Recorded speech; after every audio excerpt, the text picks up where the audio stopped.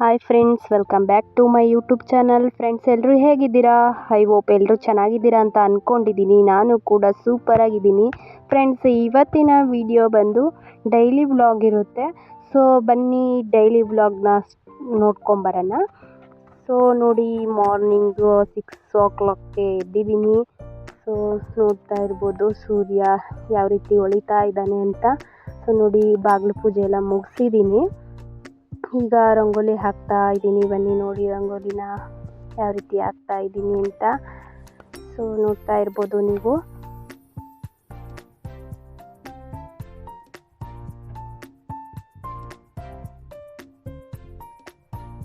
Morning ಎಲ್ಲ ಮನೇಲೂ ಹೆಣ್ಮಕ್ಳಿಗೆ ಇದೊಂದು ಕೆಲಸ.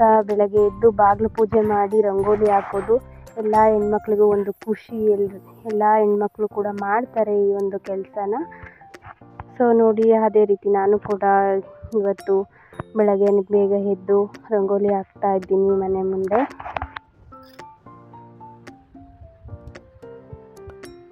ನನಗೆ ಅಷ್ಟು ರಂಗೋಲಿ ಎಲ್ಲ ಬರಲ್ಲ. ಸೊ ಆದರೂ ಕೂಡ ಟ್ರೈ ಮಾಡ್ತೀನಿ ಡೈಲಿ ಒಂದೊಂದು ಥರ ಹಾಕೋಕ್ಕೆ.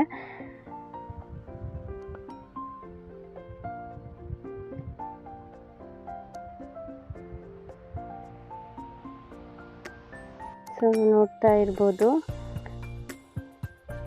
ಯಾವ ರೀತಿ ರಂಗೋಲಿನ ಹಾಕ್ತಾ ಇದ್ದೀನಿ ಅಂತ.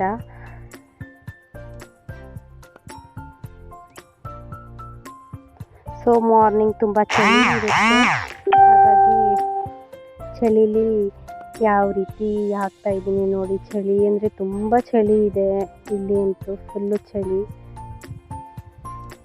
ಆಚೆ ಬರೋಕ್ಕೆ ಆಗಲ್ಲ, ಅಷ್ಟೊಂದು ಚಳಿ ಇರುತ್ತೆ.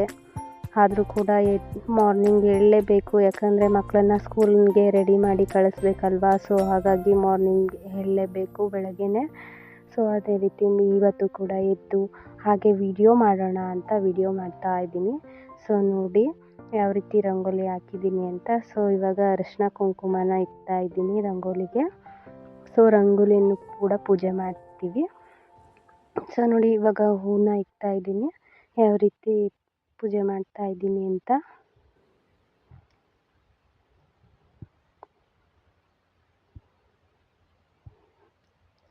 ನೋಡಿ ಎಷ್ಟು ಚೆನ್ನಾಗಿ ರಂಗೋಲಿ ಬಂದಿದೆ, ಎಷ್ಟು ಚೆನ್ನಾಗಿ ಕಾಣಿಸುತ್ತೆ ಅಂತ. ಸೊ ಇವಾಗ ನಾನು ಟೀ ಮತ್ತು ಹಾಲನ್ನ ಕಾಯೋಕ್ಕೆ ಇಕ್ಕಿದ್ದೀನಿ.